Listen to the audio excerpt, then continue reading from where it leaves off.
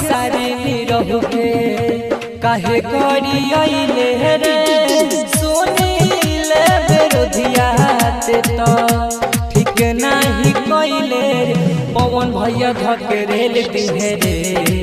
खेसारी भैया धकेटेल दिहे रे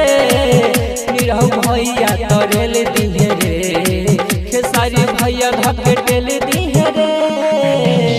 यूपी आ बिहार में इनकर फैंस बावे भारी सब के जुबान पवावे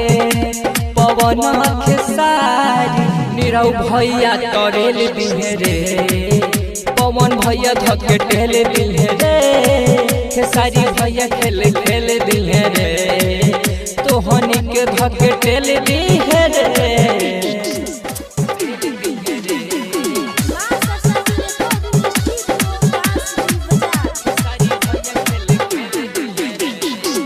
एगो खेसारी सौ पे भारी पड़ गइले रे सारावा